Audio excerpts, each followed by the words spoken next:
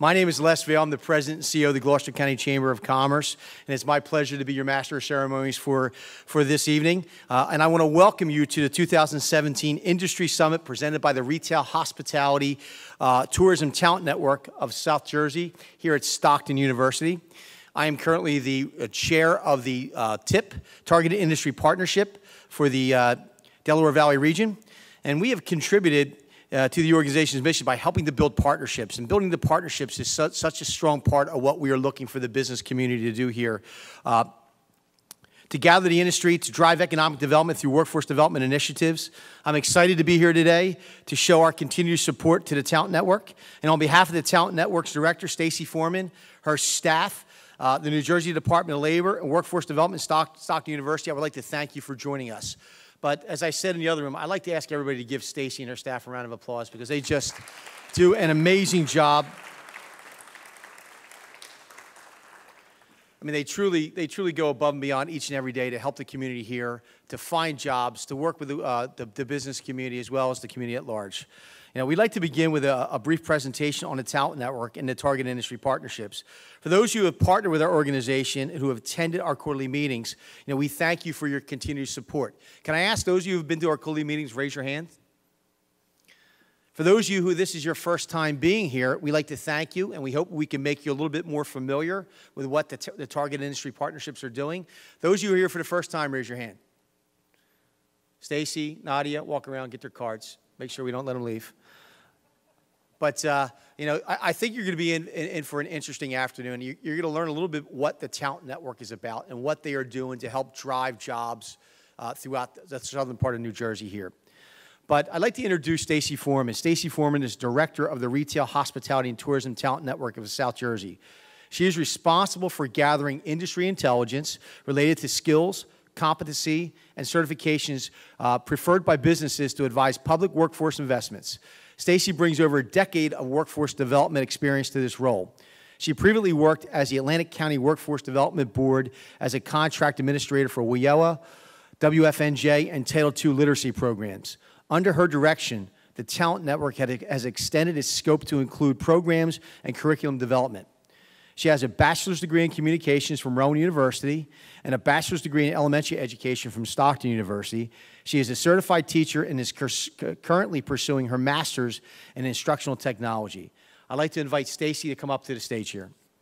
I would be remiss if I didn't acknowledge the contributions that my team members have made in putting together today's event and for their hard work and dedication throughout the last year.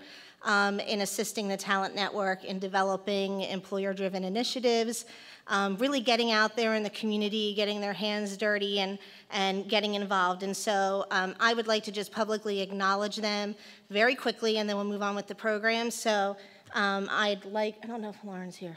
Where'd Lauren go? I'd like to ask Lauren Haynes, who is the program assistant for the Talent Network, to please come up. And we have to get her, because she's still manning the table.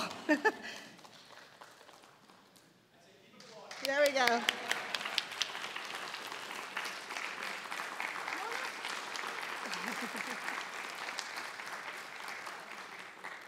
So, I know I told you.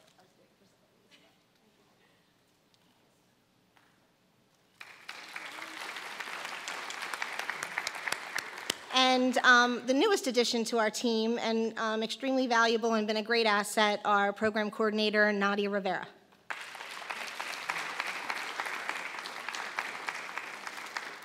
I'll meet you halfway.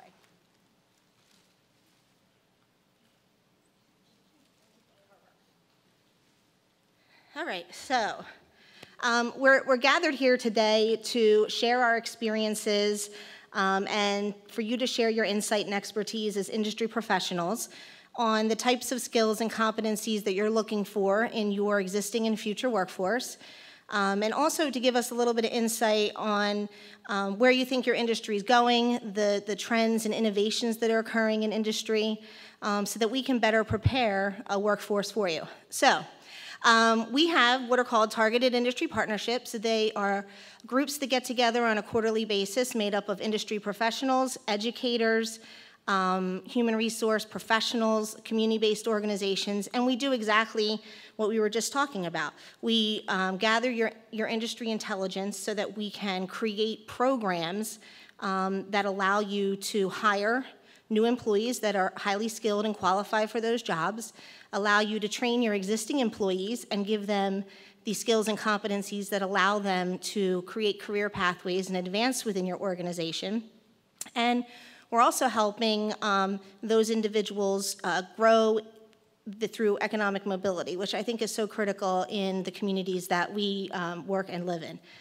So in the last 15 months, the targeted industry partnerships, and we have two of them that we're responsible for, the coastal region, which consists of Atlantic, Cape May, and Cumberland counties, and the Delaware River region, which is Burlington, Gloucester, Camden, and Salem, and then we share with our northern counterpart, who is here today with us, the central region. So in the past 15 months, these are the projects that have been developed through our targeted industry partnerships. I'm not gonna go into detail, but I'm just gonna list them.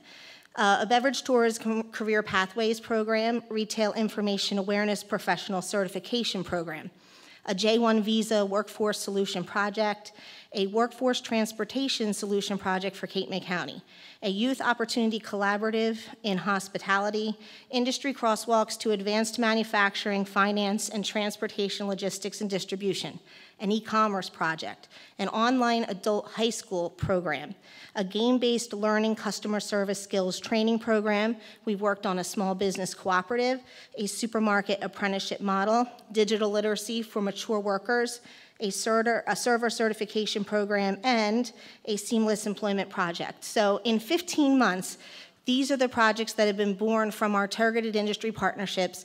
These have been employer-driven, high-quality partnerships.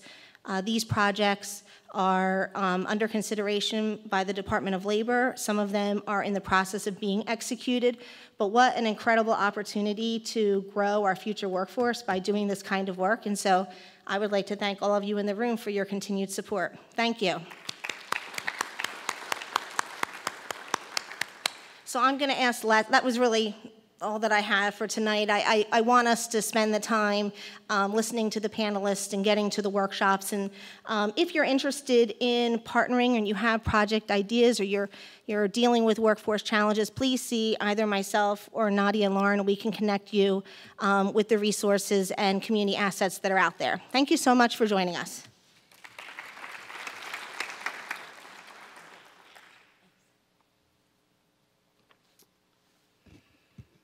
If you have not had a chance yet to talk to Stacy or any of her team about how you can get involved in a target industry partnership, just follow up with exactly what she did. Please take a few moments out there. If this is your first time here, trying to get the business community engaged in this process is really what we're trying to drive. We want to bring every stakeholder together into the same room to really try to improve the quality of our workforce. Because when you look at economic development, where does it start? It starts with a region that has the right workforce. And if we can build the right workforce on all levels, then business wants to be here. And that's what we're driving here in South Jersey, and that's the intent of this. So if you haven't had an opportunity to speak with them, to learn a little bit more, I promise you this, it is not a heavy lift at all. It really isn't. But your input is going to be so valuable to what we're doing. And part of what we're going to do today is hearing from a great panel of experts. So I do want to thank Stacy for all that she has done, because next we're going to be tapping into some of South Jersey's best assets, with a panel of industry leaders and economic development professionals who are going to talk to you about their resources. And I'd like to introduce the panel before I introduce our moderator. We have Catherine Stargell from the Department of Labor. We have Jake Buganski, the new, Executive Director from New Jersey Division of Travel and Tourism. We have Margie Polari, Chief Economic Development Officer for Choose New Jersey. We have actually Dr. Ken Lacavaria will not be here today. In his place, I just had a complete brain fart. Michelle Bruner.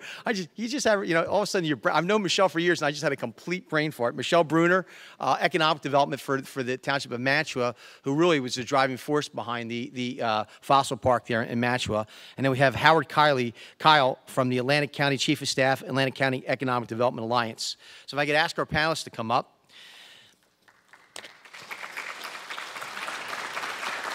And moderating this panel has been a great colleague and a friend of mine for many years, and it's my pleasure to introduce Deb DiLorenzo, who is the President and CEO of the Chamber of Commerce of Southern New Jersey. You know, Deb is responsible for a full range of activities, including program work, organizational structure and procedurals, motivational, volunteer, finances, membership, staff, policy, and planning. Under Deb's direction, the Chamber has grown into the largest in the region and achieved special certifications and international best practices designations that has enabled the organization to excel. So I'd like to introduce Deb DiLorenzo.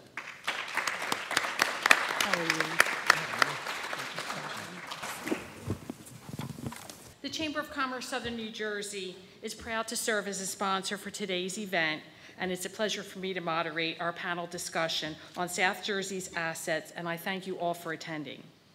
Our objective today with our time is to tap into the region's economic assets and what they mean for the future of our business community. Please join me in a warm round of applause for our panelists.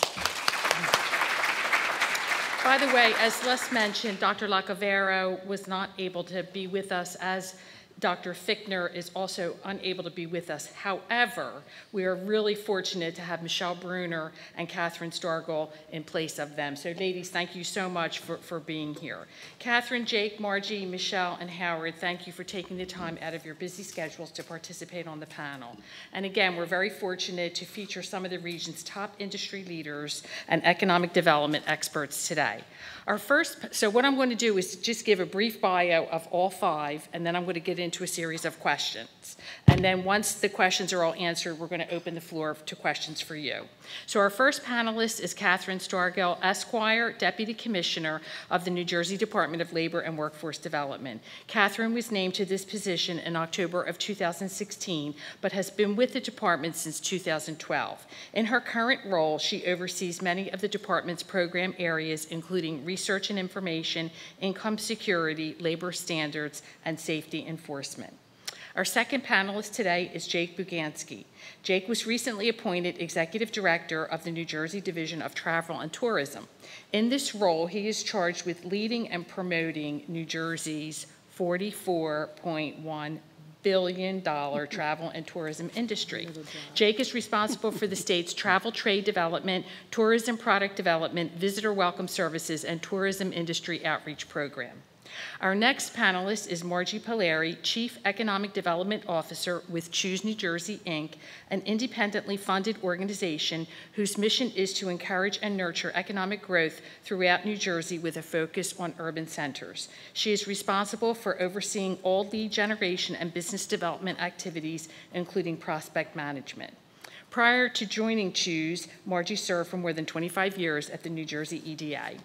Our fourth panelist is Michelle Bruner, Mantua Township Economic Development Coordinator and Municipal Liaison to the Gene and Rick Edelman Fossil Park of Rowan University. Michelle has more than 15 years of experience working in the area of economic development.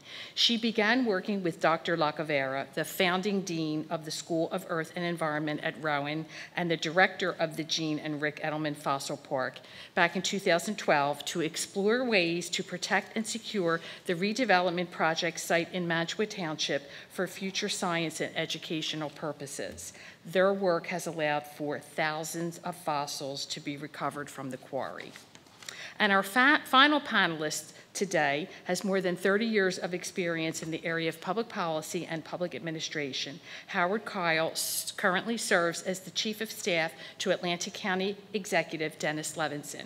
Howard has played a leading role in issues pertaining to economic development, education, land use, tourism, workforce development, and human services throughout Atlantic County.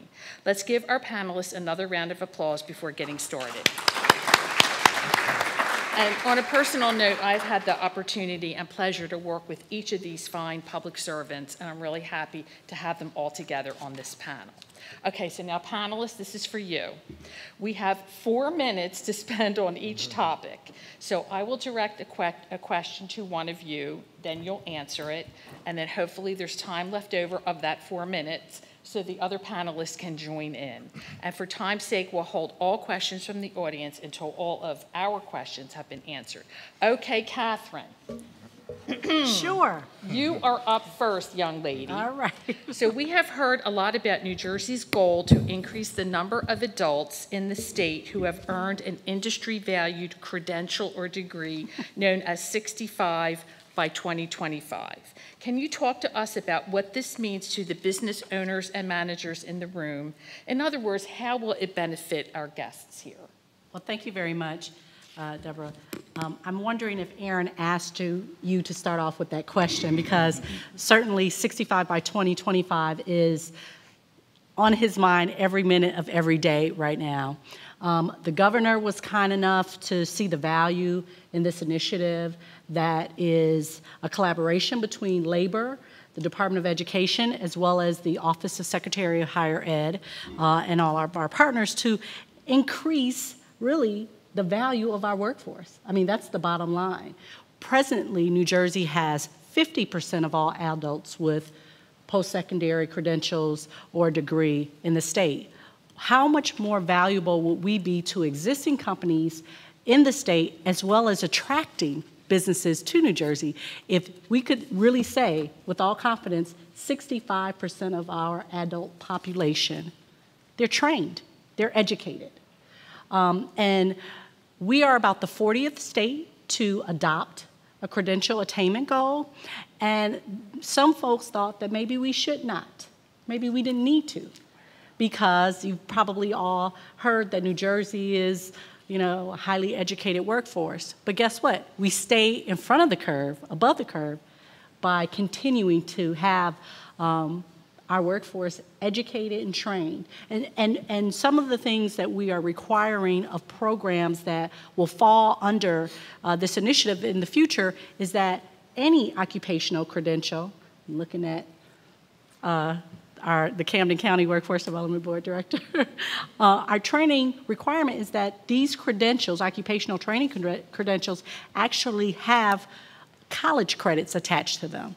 We're hoping that more high schools and county colleges, and maybe even four-year universities, have articulation agreements or programs so that they're all linked. We want to ensure career pathways. We don't want our workforce to just get a job.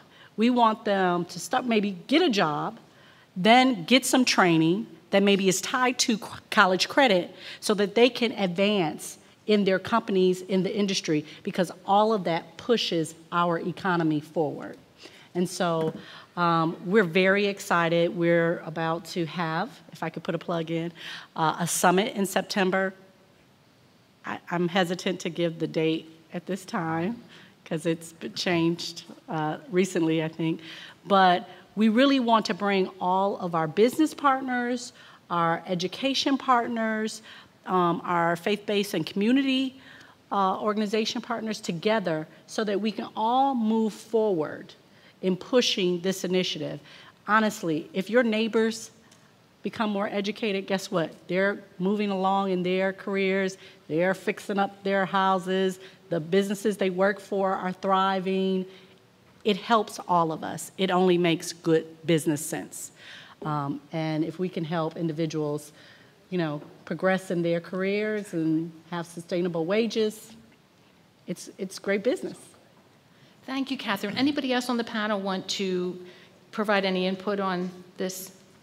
Yeah, go ahead, I'll just add to that you can be more on track with, with the program, and to particularly note, yeah, it's great. We need highly educated employees, but we also need certified occupation skilled workers. We work with businesses all the time, and we help them and direct them to talent networks and to workforce development groups to help with placing them. But there is always, there's this whole group of jobs that we need that are in that skilled area that we don't have. We have we have very educated and we have high school graduates or below, and that whole area in between is missing really in New Jersey, and very important if we're going to attract the types of businesses that need advanced manufacturing, more technology type jobs that really don't require a four-year degree, just require training and certification. Exactly, Excellent. Marjorie. And that's exactly why it's credentials to degree. Because a lot of people can't wait 4 years to get a degree, right? They need a job now. However, we have a lot of businesses that need specialized training and industry-valued credentials for their work force. And in fact, recently, we have identified about 160 industry-valued credentials based on feedback from businesses and other partners. And we market those to really our training providers. We are trying to direct our investments to those training providers that are training to those industry-valued credentials. Because not very long ago, we used to train and pray, right? Someone would become unemployed, they would go into a one-stop career center, and they would want to be trained in whatever they wanted to be trained in, right? And assuming it was, the occupation was on the in-demand list, which is pretty broad, we would write a check and they could go get training. Actually, Jeff would write a check in Camden and they would go get trained. Well, now we're trying to make those efforts, funnel those investments so that they are very focused to what the business community needs. Because, everyone can't be a truck driver. And guess what? You need 2 years experience before you really can get a full-time job as a truck driver. Right? So no longer are we interested in training to those oversaturated occupations, and also to credentials that are not valued by the business community. Thank you, Catherine. Okay, Jake, you're next. Now, I have 2 questions to ask you, but I see that time is kind of getting away from us, so I'm going to combine them. To put my peepers on first. Okay, so what role does tourism have in economic development, and what are the Division of Travel and Tourism's plan for the future of economic development in South Jersey and the state at large? All right, so in the tourism industry, which gets misunderstood a lot, and we're happy to take any opportunity to help explain what it is that we're talking about when we are talking about tourism and how it does fit into economic development. But one of the places that it's a great fit is that when these folks are working toward these credentials or these certifications, that we've got plenty of jobs for them in the tourism industry to keep them working while they're working toward those. So these can be either entry-level positions into management roles within those tourism-related businesses, or they could just be a path to a career in the tourism industry in general that doesn't necessarily need any additional education. There are really some great jobs in the tourism industry that get overlooked because they don't factor in tipping and things like that. A bartender at the Borgata in Atlantic City is a very well-paying job that doesn't necessarily register as a great job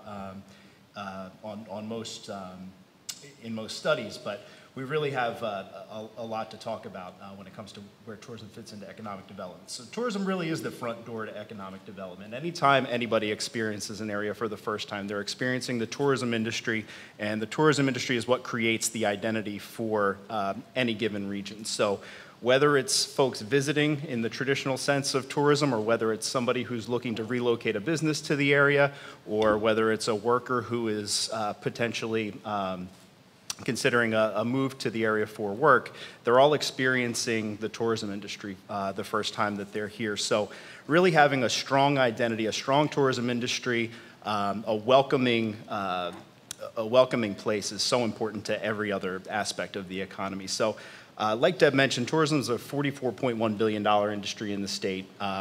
That includes over 500,000 jobs, 517,000 jobs, which makes it the 6th largest employer in the state. And we're up from 7th, where we had been for a little while, but it's still down from our high water mark of the 2nd largest employer in the state. So we're working our way back toward that. We've had some challenges between the recession, which affects the tourism industry hardest and first, which happened across the board in every state, which, as everyone else was recovering from, we had to deal with the effects of Superstorm Sandy. So we've had this double whammy in the state where we're really just now getting to the point where we're having an opportunity to reestablish what tourism can mean within the state. And I think that movement as the 6th largest employer in the state is one indicator that we're moving in the right direction. So tourism is a little bit amorphous and difficult to understand, but what we're talking about when we're talking about tourism is not just the total of all of the hotels, restaurants, attractions, and just adding those numbers up and taking credit for them. Because I think that that's what some people think when we're talking about tourism. But there really is a mechanism to determine what we're talking about when we're talking about this industry. So the United Nations actually has developed a standard called a satellite account that recognizes economic activity that is not part of a typical industry for various countries. And so that's been adopted by most states in the country at this point, the tourism satellite account that identifies within different sectors, within the hotel industry, within the restaurant industry, within the retail industry, what portion of those economies is tourism related. So when you start to think about it that way, when you can identify that 30% of the restaurant business in a given place is directly related to tourism, then think about what would happen if those visitors stopped coming, then you can really start to understand what the impact of tourism is on the economy. So that's just a first little step into thinking about how this works and giving it a little bit more thought and thinking about it a little bit more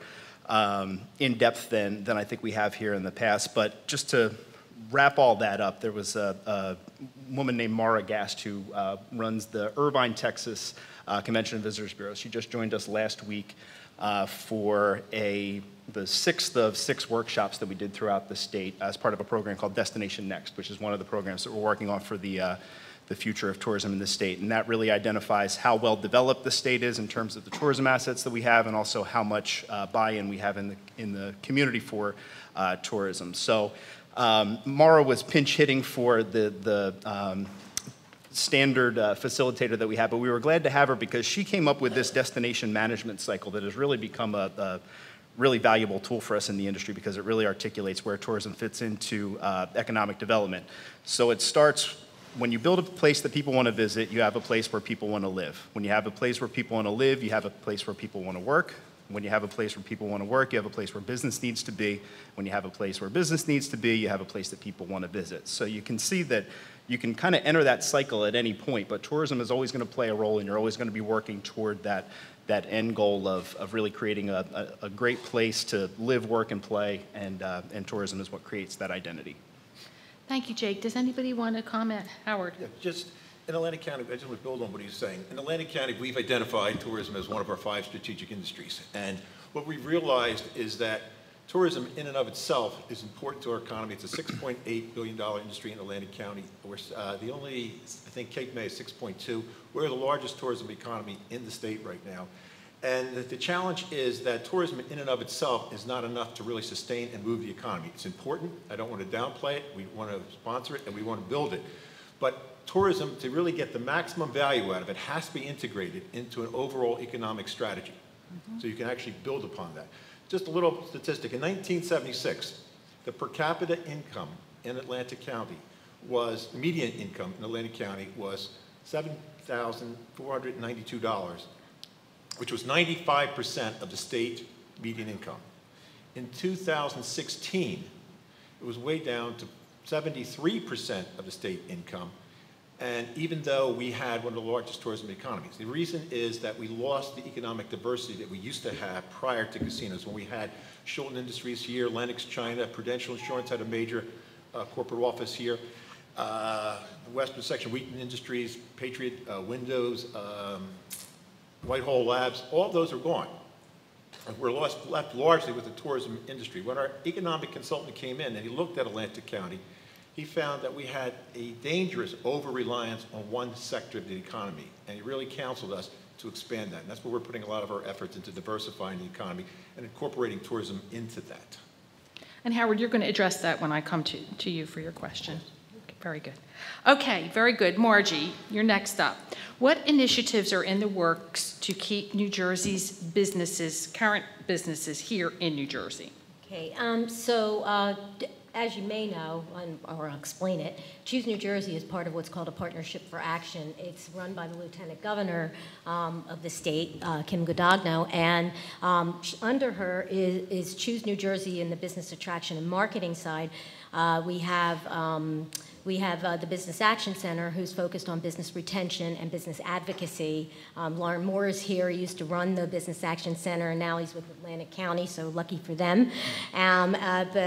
What they really focus a lot on business retention. We help them when needed and necessary, but it really involves consistent and regular outreach to businesses in New Jersey to really make sure they know that you're there and that you're listening to them. It's business advocacy that the Business Action Center provides in terms of helping businesses with permitting, zoning, and any other issues that they may run into as they either run their business, try to expand their business, and also as they're looking for places to locate. Because if you know them and they know that they have you as a relationship manager, they're more willing to reach out to you when they are looking for another location, perhaps out of state, so that we at least have a seat at the table and we can put our best foot forward for them.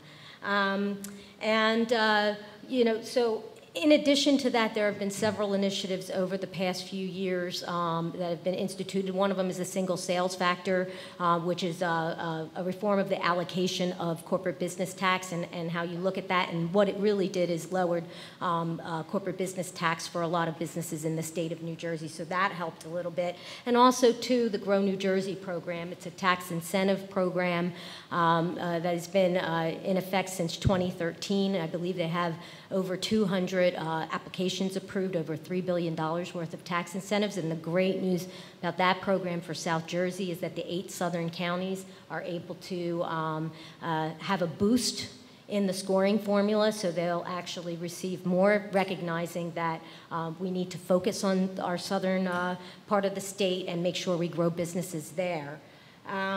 So overall, the message is often and frequent contact. And really trying to help them. And sometimes that makes all the difference in the world for a business that's here. Thank you, Margie. Now can you address what Choose is doing on a national and international level to encourage businesses to relocate to New Jersey? Yes, we're exhausted by that. So we have a very proactive lead generation strategy, both domestic and international. So what we're doing, we've integrated business development and marketing so that we're targeting 5 sectors of industry that we think are important to New Jersey, and that is life sciences, manufacturing, logistics and distribution, which is a huge industry for New Jersey, technology, and financial services. And within those sectors of industry, there are several subsectors that are very important. Food has been a very important sector of industry for New Jersey. So we've spent a lot of time both in marketing and branding and in business development there, and also medical devices and fintech, financial services technology. So what we do is based around those sectors of industry that we're focused on. We've been attending trade shows, conferences, doing proactive lead generation in states and countries that we know are strong in those industries. So we know that Massachusetts and California are big for life sciences, so we've been there talking to businesses and really target marketing them to attract them to New Jersey, to say, hey, look, you can go to Massachusetts, but you're going to pay almost double the amount for your rent in Cambridge. You can come here to New Jersey. You can commercialize here, which they do a lot of R&D over there, but they don't really do a lot of commercialization. So we're really trying to target the message to the industries. We also do a lot of work in New York, Pennsylvania, Delaware, Maryland, our surrounding areas, because we know that businesses are often looking to move over state lines. We're in countries like Germany. We're going to an air tech conference, which is focused on the aerospace and defense industry's supply chain. And this is a very important industry, both for Atlantic County and for Cape May County. So we'll be targeting marketing and messaging at that show, trying to bring companies that are part of that supply chain. We're in Italy for food, obviously, and Israel for technology and cybersecurity, the UK and Canada for life sciences and fintech. And so, we go to shows and we go to, and we meet with professionals that are surround that industry, build relationships and networks, and we found that has been a really successful model for us in terms of referrals from companies that are looking to be here. The U.S. is very much in demand. Businesses really want to be here. So we try to leverage those relationships. We work a lot with Select USA, which is the U.S. government's foreign direct investment organization. And, so we just try to keep the lines of communication open and friendly and try to help them in any way possible, whether it's site selection, helping them find workforce, referring them to the Department of Labor, to the talent networks and workforce development centers. It can be anything. It can be, help put them in touch with distributors who can distribute their product. Sometimes they like to joint venture with companies, and so sometimes it's finding them a partner. So it's all types of assistance. One of our associates that works with companies actually was trying to help a business, a pharma company from Italy, actually find apartments and schools for their kids. So, it's just everything soup to nuts to make sure that they're happy and that they choose New Jersey as the location. Thank you, Margie. Does anybody else on the panel have any input for this question? I just wanted to say that as a municipality working with redevelopment projects and businesses coming in, and we're working with the South Jersey Tech Park, exactly what you said today is exactly what municipalities are feeling, that there is a source to go to in the state government and other agencies to give guidance to these companies that are coming from international sources. So thank you for your assistance in that effort. Thank you. Howard, did you have something you wanted to say? Oh, okay. Michelle, thank you for saying that, and it's a perfect lead-in to what does the Rowan Fossil Park mean to South Jersey's tourism industry? It means buckle up, because you're in for an exciting ride. From 2012, I've been working with Dr. Lacavera at the now newly known Gene and Rick Edelman Fossil Park at Rowan University in Manchwood Township. So we had begun our first ever Community Dig Day event in September. Really, it was October of 2012. First time ever opening our doors, creating an event environment where people could come in, learn about the site, why there's 65 million-year-old fossils discovered there, where they're at. They can actually see the fossils that came right out of South Jersey's dirt. And then we, opened the doors and we had 1,000 people. And parking all over the place, and cars, the police officers were calling us from the road saying, we have a car from Virginia and Delaware and Pennsylvania and Vermont, and it became this amazing experience where we were really from the ground up learning what tourism could be at this particular project area. I represent the Rowan University Fossil Park.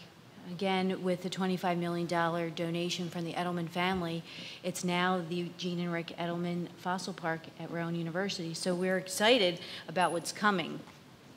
And think about this, within under a 5-year period, working with Dr. Lacavera and myself and the team and hundreds of volunteers and leverage resource partners that some are in this room, Les and Jake have been involved in this process. We have had over 20,000 guests come to this site from all over the world. We recently just had somebody from England here last week.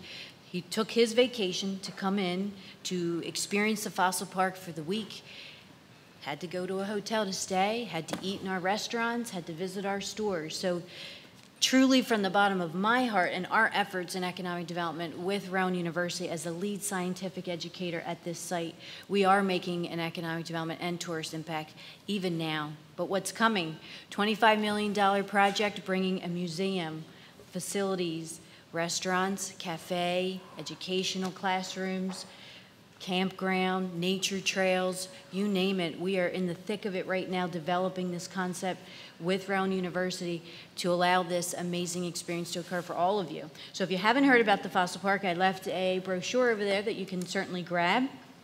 You can certainly give me your card before I leave, and I'll make sure you personally get invited as a VIP guest to the Fossil Park to experience tourism firsthand.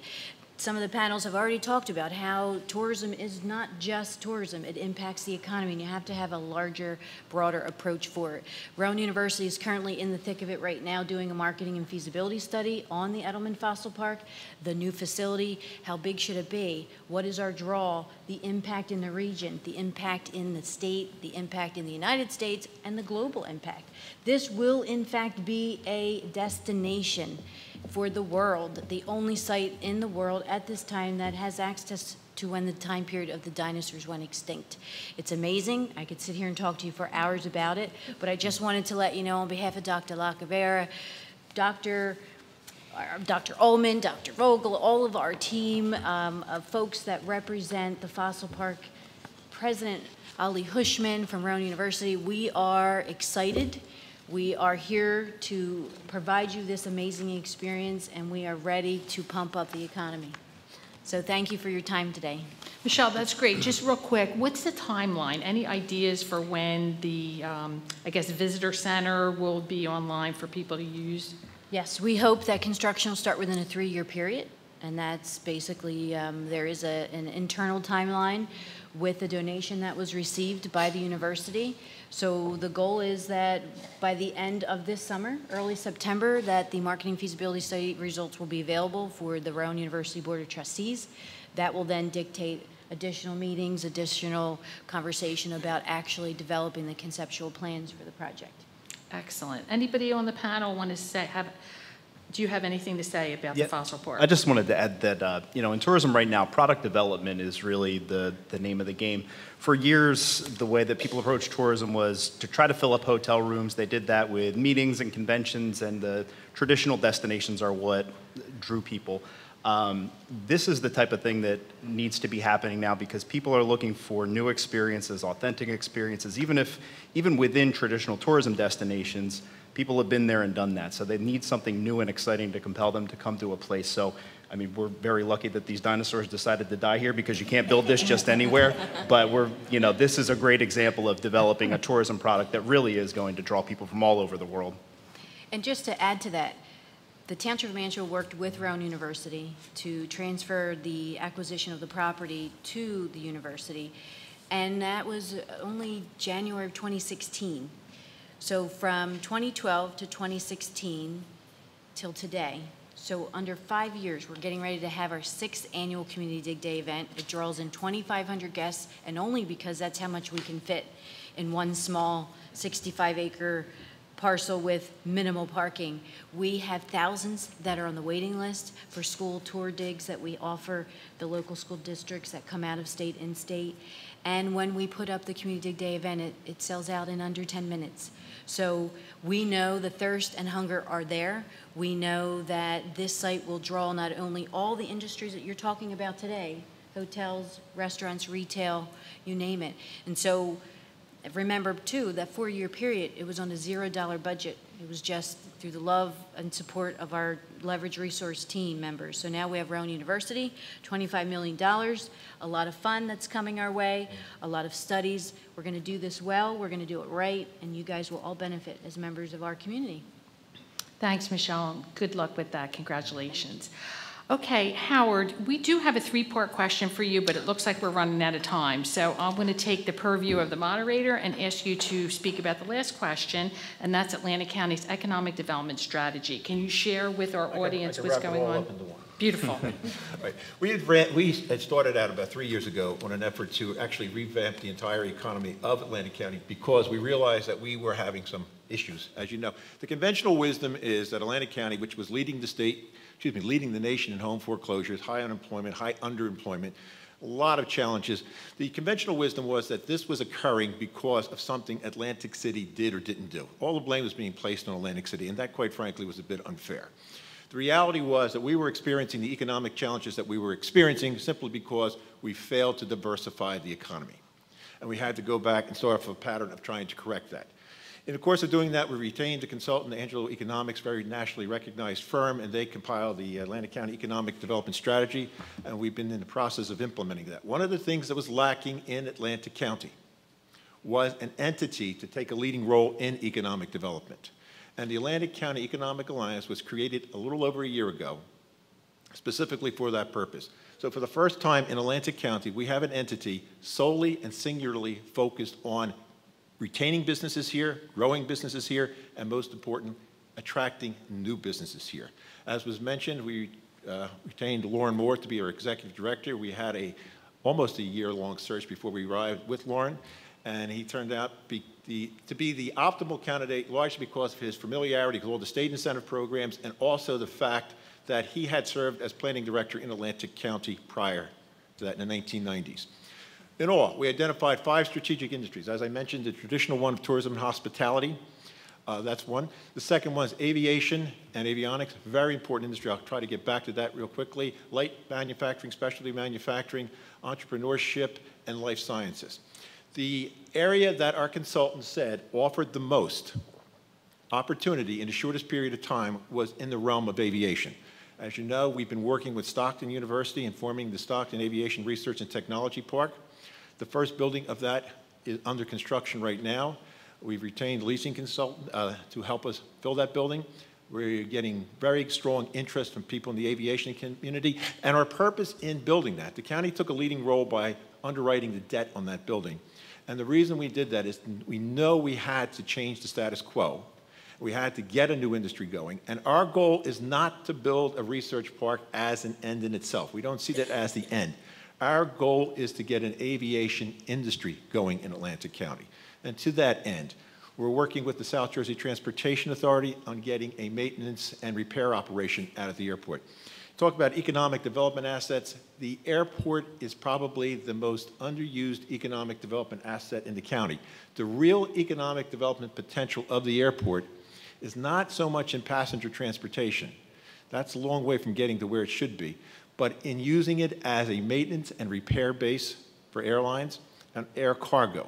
We are working aggressively in that area, especially in the air cargo area. Some promising things are happening in that. I can't go into them right now, but hopefully you'll be hearing more about that shortly.